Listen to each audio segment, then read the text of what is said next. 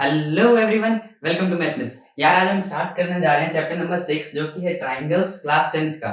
देखो, triangle chapter को बच्चों में जो है इसमें एक मिथ है कि ट्रायंगल जो है काफी ज्यादा टफ होता है और टफ और प्लस लेंदी होता है। लेंदी तो है, ये काफी लेंदी चैप्टर है बट टफ नहीं है। इसको बस देखो लॉजिकली समझने वाली बात होती है। स्टार्ट करते हैं ट्रायंगल चैप्टर में। देखो, ट्रायंगल चैप्टर स्टार्ट करने से पहले हम देखते हैं क्लास 9th में हमने क्या पढ़ा, थोड़ा सा रिवीजन कर लेते हैं। क्लास 9th में हमने पढ़ा क्या? कॉन्ग्रुएंसी। कॉन्ग्रुएंट ट्रायंगल पढ़ा था, कॉन्ग्रुएंसी, राइट। कॉन्ग्रुएंसी क्या होता है? जब देखो इसके दो पॉइंट मैं सीधा सीधा लिख देता हूँ कॉन्ग्रुएंसी के। इसको साफ देखो, इधर लिख रहा हूं मैं फॉर कॉन्ग्रुएंसी। फॉर कॉन्ग्रुएंसी क्या क्या चाहिए? पहला चाहिए सेम शेप। शेप अगर सेम हो जाए तो हम कह सकते हैं कि थोड़ा बहुत कॉन्ग्रुएंसी हमें लग रहा है। साथ में अगर साइज भी सेम हो जाए, अगर मैं इधर लिख दूं सेम साइज, तो ये कॉन्ग्रुएंट हो जाएगा। कैसे? देखो, दो सर्कल अगर दोनों सेम रेडियस के हैं, दोनों मतलब सेम रेडियस का मतलब दोनों सर्कल सेम साइज के हुए, इसका मतलब वो दोनों कॉन्ग्रुएंट है। कॉन्ग्रुएंट का मतलब क्या होता है? एक के ऊपर एक कोइंसाइड कर जाना, फिट बैठ जाना एकदम से।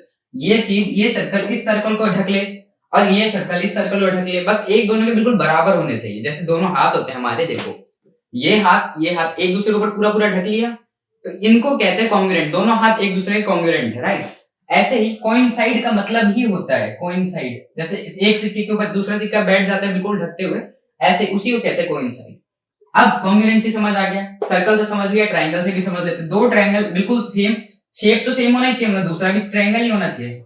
साथ के साथ इनका साइज भी सेम होना चाहिए। अगर ये साइड कुछ है तो इसी के बराबर ये साइड होना चाहिए, इस साइड के बराबर ये साइड होना चाहिए, इस साइड के बराबर ये साइड होना चाहिए। समझ आ रहा है? ऐसे स्क्वायर रेक्टेंगल बना सकते हो। अब कॉन्ग्रुएंसी के हमने दो पॉइंट पढ़ लिए, साइज और शेप दोनों ही सेम होना चाहिए। लेकिन अब हम जो क्लास 10th में पढ़ने जा रहे हैं, यहां से हम नया टॉपिक स्टार्ट करने जा रहे हैं जो कि होता है, देखो सिमिलैरिटी पढ़ रहे हैं हम।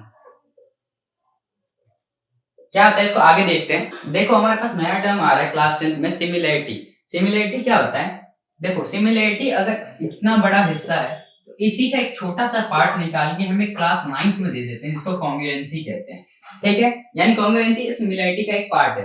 कैसे पार्ट है? सिमिलैरिटी कहता है कि बस एक ही कंडीशन दे रहा है कि उसका शेप जो है वो सेम होना चाहिए, और कॉन्ग्रुएंसी कहता था कि साइज भी सेम होना चाहिए। शेप सेम का मतलब है बिल्कुल ही सेम। क्या मतलब? अगर एक सर्कल है तो दूसरा भी एक सर्कल ही होना चाहिए, चाहे उसका साइज कुछ भी हो। अगर इसका रेडियस कुछ भी है, मान लो 1 सेंटीमीटर है, तो इसका अगर कितना भी 100 भी होगा तो भी कोई फर्क नहीं पड़ेगा, ये दोनों सिमिलर हो जाएंगे। सिमिलर का साइन ऐसे होता है, राइट। अब ये दोनों सिमिलर हो गए, क्यों? क्योंकि इनके शेप जो है बिल्कुल सेम है। ऐसे ही ट्रायंगल के बनाए जाए तो ट्रायंगल एक ये हो गया, एक बड़ा ट्रायंगल ले लेते हैं, ये तभी सिमिलर होंगे। ट्रायंगल का ये मतलब नहीं है कि अगर दो ट्रायंगल, एक ट्रायंगल मतलब ये ले लिया और एक ये ले लिया, ये भी एक ट्रायंगल तो सिमिलर हो गया, नहीं। ट्रायंगल का शेप सेम होना चाहिए। शेप का मतलब क्या होता है? साइज से में नहीं फर्क है। ट्रायंगल के लिए शेप में क्या चाहिए होता है? एंगल। अगर ये एंगल इस एंगल के बराबर आ गया, ये एंगल इस एंगल के बराबर आ गया और ये वाला एंगल इस एंगल के बराबर आ गया, तो हम कह देंगे कि शेप सेम है, साइज कुछ भी हो। ठीक है। अब देखो सिमिलैरिटी के लिए अब हम जो है मेन सिमिलैरिटी स्टार्ट करते हैं। कॉन्ग्रुएंसी पता चल गया, सिमिलैरिटी पता चल गया। अब एक चीज और देख लो कि कॉन्ग्रुएंसी के अंदर देखो, कॉन्ग्रुएंट वाला कहता है कि ये और ये दोनों सर्कल कॉन्ग्रुएंट होंगे क्योंकि दोनों का रेडियस इक्वल है। ठीक है। और सिमिलैरिटी कह रहा है ये और ये सिमिलर होंगे। ठीक है, क्योंकि ये दोनों सर्कल है, रेडियस हमें साइज से कोई मैटर नहीं करना। अब ध्यान दोगे तो क्या ये दोनों चीज सिमिलर नहीं हो सकती? सिमिलर तो कह रहा है, सिमिलर के पास सिर्फ एक ही कंडीशन है कि शेप सेम होना चाहिए, यानी ये दोनों सिमिलर भी हो गए। कॉन्ग्रुएंट तो थे ही ये, लेकिन ये सिमिलर भी हो गए। लेकिन क्या ये सिमिलर चीज कॉन्ग्रुएंट हो सकती है? नहीं, क्योंकि इसमें साइज मैटर कर जाएगी। कॉन्ग्रुएंसी कहते हैं मुझे साइज भी चाहिए, लेकिन सिमिलरिटी कहते हैं मुझे सिर्फ शेप में ही हो जाएगा। इससे हमें क्या पता चल रहा है? इससे हमें पता चल रहा है कि हर एक ऑल कॉन्ग्रुएंट ट्रायंगल्स या कॉन्ग्रुएंट शेप्स, कॉन्ग्रुएंसी लिख देता हूं। ऑल कॉन्ग्रुएंसी इज या are, all congruency are similar. मतलब मेरा कहने का मतलब है कि हर कॉन्ग्रुएंट शेप, हर कॉन्ग्रुएंट पॉलीगन, देखो हर कॉन्ग्रुएंट शेप सिमिलर हो सकता है, मैंने आपको प्रूव करके दिखाया। लेकिन बट हर on similarity need not to be congruent. क्या कहने का मतलब है, हर कॉन्ग्रुएंट, हर कॉन्ग्रुएंसी, हर कॉन्ग्रुएंट सिमिलर हो सकता है, लेकिन हर सिमिलैरिटी, यहाँ पे मैंने प्रूफ कर दिया, हर सिमिलैरिटी कॉन्ग्रुएंसी नहीं हो सकती। यहाँ कॉन्ग्रुएंट थे बट ये सिमिलर आ रहे थे, ये सिमिलर है, कॉन्ग्रुएंट नहीं आएंगे।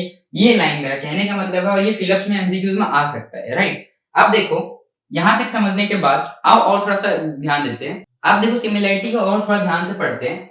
उसको पढ़ने से पहले मैं थोड़ा आपको पॉलीगन बता दूं। पॉलीगन क्या होता है, देखो पॉली मतलब मल्टी साइड्स, मल्टी साइड्स, यानी पॉलीगन का मतलब ये होना चाहिए क्लोज शेप जो कि स्ट्रेट लाइन से बन रही हो, एक से ज्यादा स्ट्रेट लाइन से, ठीक है, स्ट्रेट लाइन से बन रही हो और क्लोज होनी चाहिए। क्या मतलब, सबसे छोटी पॉलीगन यानी सबसे कम साइड वाली पॉलीगन क्या होती है, एक साइड से क्या कोई क्लोज शेप बन सकता है, नहीं। दो से बन सकता है क्या, नहीं। लेकिन तीन से अगर हम कर दे तो ये एक ट्राइंगल बन जाएगा, यानी सबसे कम लाइन वाला पॉलीगन होता है ट्राइंगल। चार से हम इसको क्वाड्रिलेटरल बोलते हैं, यानी स्क्वायर रेक्टेंगल कुछ भी हो सकता है, जरूरी नहीं स्क्वायर रेक्टेंगल हो, मैं ऐसा बना दूं, राइट। अब 5 से पेंटागन, 6 से हेक्सागन, ये आपने छोटी क्लासेस में पढ़ा होगा। अब हम बात करते हैं यहाँ पे सिमिलैरिटी की। सिमिलैरिटी के लिए दो कंडीशन हम देख लेते हैं। पहला कि उनके बीच का जो करस्पॉन्डिंग, दो अगर शेप सिमिलर हो तो उनके बीच का करस्पॉन्डिंग एंगल यानी करस्पॉन्डिंग मतलब उसके कंपेरेबल वाला जो एंगल है, करस्पॉन्डिंग एंगल, वो जो है इक्वल होने चाहिए। Corresponding angle should be equal. दूसरा पॉइंट कहता है करस्पॉन्डिंग एंगल के साथ साथ, corresponding angle should be equal के साथ साथ कि करस्पॉन्डिंग साइड्स का जो रेशियो है वो इक्वल होना चाहिए। देखो समझते हैं, देखो समझो,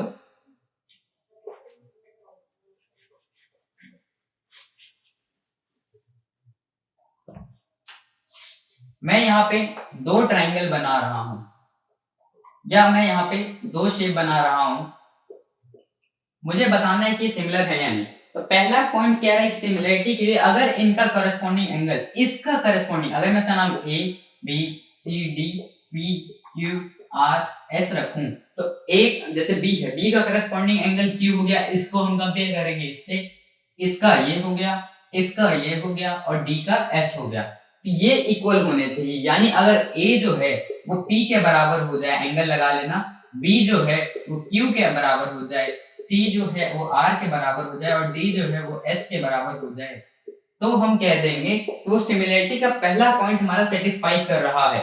समझ रहे हो। अब दूसरा पॉइंट सिमिलरिटी का कहता है कि साथ में ही ये कह रहा है कि साथ में इनके जो करस्पॉन्डिंग साइड का रेशियो है ना, करस्पॉन्डिंग साइड का रेशियो, करस्पॉन्डिंग साइड्स का रेशियो, सेकंड पॉइंट कह रहा है ratio of corresponding sides of the polygon या the shapes must be equal। यानी अगर AB है, करस्पॉन्डिंग साइड का रेशियो क्या मतलब है कि AB साइड इक्वल नहीं होना चाहिए। देखो साइड इक्वल हो गया तब तो वो कॉन्ग्रुएंट हो गया, क्योंकि साइड सेम हो जाएगा। ये कह रहा है कि मुझे साइड से कोई लेना देना नहीं है, बस रेशियो इक्वल होना चाहिए। यानी ध्यान देना, अगर मैं AB लेता हूं पहले वाले का क्वाड्रिलेटरल का, तो दूसरे वाले का भी मेरे को PQ उसका करस्पॉन्डिंग लेना पड़ेगा। इसका करस्पॉन्डिंग ये होगा, इन दोनों का जो रेशियो होगा ना डिवाइड करके, वो किसके बराबर होगा, अगले के रेशियो के बराबर, यानी BC के और QR के। ये किसके बराबर होगा, तीसरे के बराबर, और अगला किसके बराबर होगा, इसके बराबर। ये कहना चाहता है ये दूसरा पॉइंट।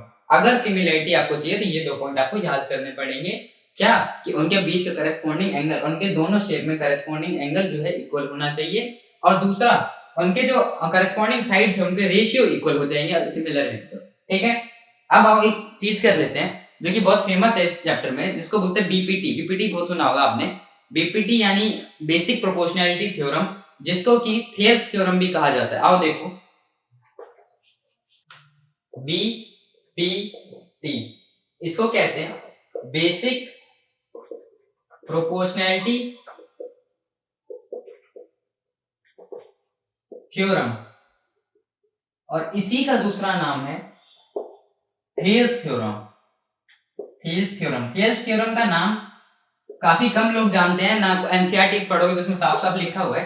हो सकता है एग्जाम में कंफ्यूज करने के लिए थेल्स थ्योरम का नाम आ जाए और स्टेटमेंट मांग ले, राइट। अब देखो basic proportionality theorem, Thales theorem क्या होता है, दोनों एक ही चीज है। ये कहता है कि the ratio of corresponding sides of two equiangular triangles, इसका मतलब समझाता हूं अभी। Triangles is always equal. कहने का इसका मतलब है दो ट्राइंगल लें जिसके एंगल इक्वल हो, साइड इसने भी नहीं बोला। एक ट्राइंगल ये लिया, दूसरा ट्राइंगल एक छोटा सा बना देता हूं, राइट, ये लिया। कह रहे इक्वी एंगुलर होने चाहिए। इक्वी एंगुलर का मतलब उनके जो तीनों करस्पॉन्डिंग एंगल है वो इक्वल होने चाहिए। यानी ये एंगल अगर नाम रखूं A B C P Q R, तो एंगल पी और ए बराबर होने चाहिए, ए और पी बराबर होने चाहिए, ये वाले ये बराबर होना चाहिए। और जाहिर सी बात है दो एंगल बराबर हो गए तो तीसरा भी बराबर ही होगा। अगर ये तीनों एक दूसरे के बराबर हो गए, या ये इसके बराबर, ये इसके बराबर, ये इसके बराबर, तो हम कहते हैं इक्विएंगुलर ट्रायंगल है। अब ये स्टेटमेंट जिसको बीपीटी कहते हैं, जिसको थेल्स थ्योरम कहते हैं, जिसको बेसिक प्रोपोर्शनैलिटी थ्योरम कहते हैं, ये क्या है कि अगर ऐसा कोई केस आ जाए, अगर आपके पास दो इक्विएंगुलर ट्रायंगल आ जाए जिसके एंगल्स इक्वल हो, करस्पॉन्डिंग एंगल्स, तो हम उसमें ऑटोमेटिकली उसका ये पार्ट जो होता है, जो सिमिलरिटी के लिए चाहिए होता है कि करस्पॉन्डिंग साइड्स का जो रेशियो है, यानी AB अपॉन इसका करस्पॉन्डिंग साइड क्या हो जाएगा PQ, ये जो है हमेशा इक्वल आ जाएगा BC अपॉन QR के। और ये किसके इक्वल आ जाएगा, अगला रेशियो क्या होगा AC अपॉन PR। समझ आ रहा है? देखो थ्योरेटिकल चीज है, समझ आ जाएगा, बहुत आसान है। थ्योरम इसने जो हमें बताया हम उसी को लिख रहे हैं, ठीक है। इसने हमें बताया कि ऐसा ऐसा होना चाहिए कि अगर कोई हमारे पास दो इक्विएंगुलर ट्रायंगल, यानी दो ऐसे ट्रायंगल आ जाए जिसके एंगल्स इक्वल है, करस्पॉन्डिंग एंगल, तो इनके जो करस्पॉन्डिंग साइड का रेशियो है वो इक्वल होगा। जो करस्पॉन्डिंग साइड का रेशियो इक्वल होगा, ये सेकंड पॉइंट था किस चीज का, सिमिलरिटी के लिए। यानी कह रहा है कि ट्रायंगल के केस में, इक्विएंगुलर ट्रायंगल के केस में, अगर हमारे पास पॉइंट नंबर 1 सिमिलरिटी का क्लियर हो जाता है तो सेकंड अपने आप ही हो जाएगा, ठीक है। समझ आ गया इतना? अब आओ एक दो क्वेश्चन देख लेते हैं। आओ क्वेश्चन देख लो, एक जिससे डाउट क्लियर हो जाएगा। देखो बताना है कि ये करस्पॉन्डिंग जो भी मैं अभी बना रहा हूं दो शेप्स, वो सिमिलर है या नहीं है, ठीक है। देखो A B C D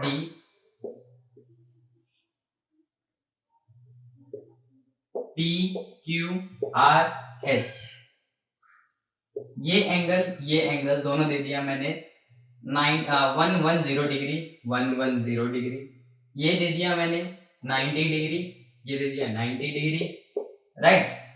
इसको कर दिया 100 डिग्री, कितना हो जाएगा 200 300, और ये कर दिया मैंने 60 डिग्री। इसको कर दिया मैंने 100 डिग्री, इसको कर दिया 60 डिग्री। अब साइड्स देख लेते हैं। इसको कर दिया मैंने 1 सेंटीमीटर, इसको कर दिया 2 सेंटीमीटर, इसको कर दिया 4 सेंटीमीटर, इसको कर दिया 5 सेंटीमीटर, इसको कर दिया 2 सेंटीमीटर, इसको कर दिया 4 सेंटीमीटर, इसको कर दिया 8 सेंटीमीटर, इसको कर दिया 10 सेंटीमीटर। कह रही है आप सिमिलर है या नहीं है, ABCD is similar to PQRS और नॉट, राइट। अब बताना है क्या करेंगे, दोनों स्टेटमेंट लगाते हैं। पहला सिमिलरिटी के लिए पहला कंडीशन था एंगल देखना है, कौन सा angle, corresponding angle. Angle A क्या एंगल P के इक्वल है, दोनों 100 डिग्री है, यानी हाँ एंगल ए जो है एंगल P के इक्वल है, ठीक है। एंगल B क्या Q के इक्वल है, हाँ है 90 इक्वल हो गया। C और D, C और R क्या इक्वल है, 110 डिग्री, हाँ ये भी इक्वल है। ये 60 डिग्री ये भी इक्वल है, यानी पहला पॉइंट हमारा एंगल वाला सेटिस्फाई हो रहा है यहाँ पे। अब हमें यहाँ तक देखने से लग रहा है कि हाँ ये सिमिलर होना चाहिए, लेकिन अभी तक ये नहीं बोला सिमिलर है, सिमिलर होना चाहिए।